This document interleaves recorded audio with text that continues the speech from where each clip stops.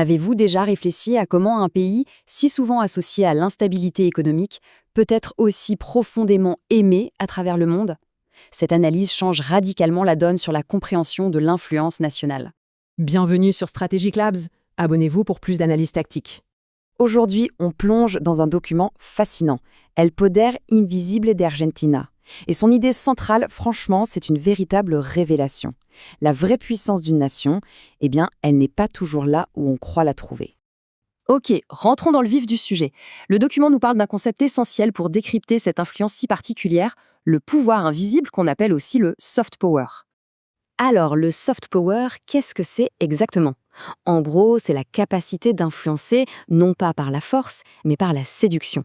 C'est l'art subtil de donner aux autres l'envie de vouloir la même chose que nous, tout simplement parce qu'on est attractif.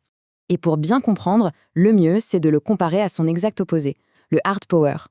Le hard power, c'est simple, c'est la puissance brute. On parle de l'armée, des sanctions économiques, bref, de la contrainte. Le soft power, lui, c'est tout autre chose. C'est beaucoup plus subtil. Ça se joue sur la culture, les valeurs, l'attraction. En fait, c'est la différence entre un aimant et un marteau. D'ailleurs, il y a cette citation tirée du document qui est juste parfaite pour ça. Ce n'est pas un pouvoir qui s'impose, non, c'est un pouvoir qui attire. C'est une espèce de force magnétique complètement volontaire qui donne envie au monde de se rapprocher. Ok, maintenant que le concept est posé, la question c'est, concrètement, en Argentine, ça ressemble à quoi? D'où vient cette fameuse attraction mondiale si puissante? Alors, le premier pilier, évidemment impossible de passer à côté, c'est le foot. Et attention, on ne parle pas juste d'un sport. Avec des légendes comme Messi, ça devient une véritable épopée mondiale. Une histoire de passion, de génie, qui crée un lien émotionnel incroyable avec des milliards de gens. Juste après, on a le tango. Et le tango, c'est bien plus qu'une danse. C'est carrément l'âme de l'Argentine qui s'exporte partout dans le monde. C'est un langage universel fait d'émotions, de désirs, de nostalgie. Un langage qu'on comprend aussi bien à Paris qu'à Tokyo. Et puis, il y a la littérature, bien sûr. Quand on pense à des géants comme Borges ou Cortázar, eh bien leur héritage a construit une image de sophistication, de profondeur intellectuelle qui fascine encore aujourd'hui et bien au-delà des frontières du pays. Mais il y a un autre pilier, et celui-là est vraiment passionnant parce qu'on y pense moins, c'est l'éducation. Il faut savoir que le système universitaire argentin, public et gratuit, c'est un véritable aimant à talent. Ça a été un refuge pour les intellectuels, et en plus, ça forme chaque année des milliers d'étudiants étrangers. Et ces étudiants, ils deviennent des ambassadeurs à vie pour le pays. Bon, jusqu'ici, on a un tableau presque parfait, non? Sauf que c'est précisément là que l'analyse pointe du doigt une faille, une vraie fracture, un paradoxe qui est au cœur de tout le problème. Le document le dit cash. D'un côté, une richesse culturelle absolument éblouissante, et de l'autre, une instabilité politique et économique qui vient tout saboter, systématiquement. Voilà, c'est ça, le grand paradoxe argentin. Du coup, la question qui se pose est énorme. Comment un pays avec un tel capital de sympathie n'arrive-t-il pas à le transformer en avantage concret? Où est-ce que ça coince exactement? Et pour répondre à ça, le document propose un outil super intéressant, la chaîne de conversion du soft power. L'idée au fond est assez simple.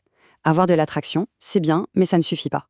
Pour que ça marche, cette attraction doit être soutenue par de la confiance, par de la crédibilité. C'est seulement à ce moment-là qu'on peut vraiment influencer les autres et obtenir des résultats tangibles. Et c'est là qu'on trouve le maillon faible. Dans le cas de l'Argentine, la chaîne se casse, et elle se casse net à la deuxième étape. Pourquoi? Parce que l'instabilité chronique du pays anéantit la confiance. Et sans confiance, eh bien toute l'admiration pour le tango ou le foot, elle reste stérile. Ça ne se transforme jamais en investissement ni en alliance stratégique. Ce qui nous amène à la question à 1 million. Comment est-ce qu'on répare cette chaîne? Comment on fait pour que cette attraction incroyable devienne enfin un véritable atout stratégique? Et là, la conclusion stratégique de l'analyse est vraiment percutante. Le soft power, ce n'est pas de la magie. Ça ne peut pas remplacer des institutions solides ou une économie qui tourne. Par contre, et c'est ça qui est crucial, ça peut agir comme un multiplicateur surpuissant de leur efficacité. Du coup, l'analyse suggère une sorte de feuille de route, en 3 mots-clés. Le premier, c'est la continuité. Il faut des stratégies qui survivent au changement de gouvernement. Le deuxième, la cohérence. Le discours, l'image du pays doit correspondre à la réalité du terrain. Et enfin, le plus important, la crédibilité.